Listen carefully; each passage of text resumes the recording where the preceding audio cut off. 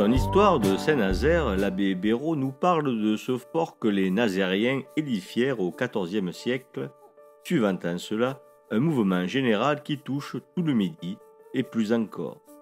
C'est une réaction aux bandes de mercenaires qui, la saison des combats de la guerre de Cent Ans terminée, c'est-à-dire la belle saison finie, se réorganisent sous la tutelle d'un capitaine et vivent de pillage et de rançon. Toutes les agglomérations se fortifient, excepté les plus petites qui, aidées en cela par la crise sanitaire durable liée à la peste de 1348, qui devient une pandémie, se vident totalement de leurs habitants partis se réfugier ailleurs. Ainsi, la seconde moitié du XIVe siècle voit se multiplier les désertions de hameaux et même de villages. Les populations se regroupent dans les localités défendues par de hautes murailles.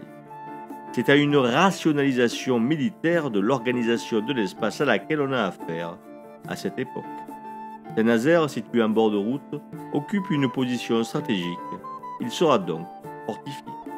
Ici, les habitants des quarts désertés se reconstitueront à la fin du XVe siècle, avant de se voir remplacés par des métairies de grandes fermes, après les guerres de religion. Nous en reparlerons dans un autre microdoc. Saint-Nazaire, si près de Bagnols, aurait pu disparaître, mais sa vitalité et l'intérêt que lui portèrent les élites de l'époque lui permirent de subsister. On trouva donc les moyens de se fortifier ici, comme ailleurs. Et à regarder le plan parcellaire du début du XIXe siècle, l'historien reconnaît, fossilisé dans les réticulés du réseau urbain ancien, entendez les lignes au sol matérialisées par les murs et les rues, un fort médiéval carré. C'est la forme que prennent souvent les forts à cette époque, et cela implique que cette construction se soit faite ex nihilo, ou presque. Je veux dire par là que le fort comme celui de Saint-Laurent-la-Vernède ou celui de Cavillargues, plus près d'ici, a été bâti à partir de rien, à côté du village préexistant, ou en l'englobant, détruisant pour ce faire les bâtisses malheureusement placées sur le tracé imaginé par les lapicides, entendez les maçons. C'est un espace quadrangulaire serti de 3 tours d'angle et de la maison seigneuriale. Sur le plan parcellaire de Saint-Nazaire, on devine ce fort carré, justement serti de ces tours d'angle dont il ne reste rien, ou presque, sinon une forme arrondie sur une carte postale. Si l'on scrute attentivement le mur de la maison accolée à la maison seigneuriale, on observe une régularité qui nous indique qu'il s'agit du rempart et que nous avons là les traces du chemin de ronde.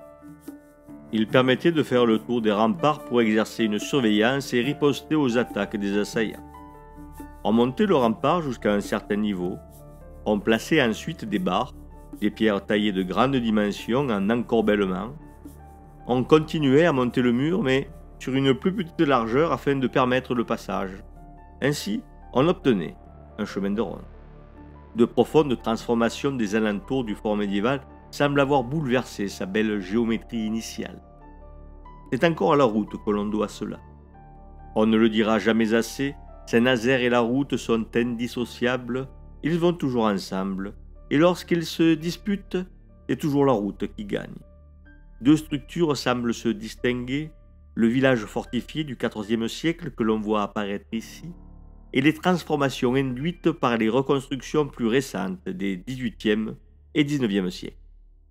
Elles modifient l'orientation des réticulés en s'appuyant sur les lignes de force que produit la route nouvelle. Cette dernière commence à diffuser son pouvoir transformateur à partir des années 1750 avec la construction du Grand Chemin Royal. En effet, en ayant redressé la route après 1748 lors de la reconstruction du Grand Chemin, sous la direction des États du Languedoc, l'ingénieur a indirectement produit un remodelage du parcellaire à la bord de la route. Cela a généré de nouveaux réticulés qui, le temps aidant, par contamination, ont légèrement réorienté les nouvelles constructions.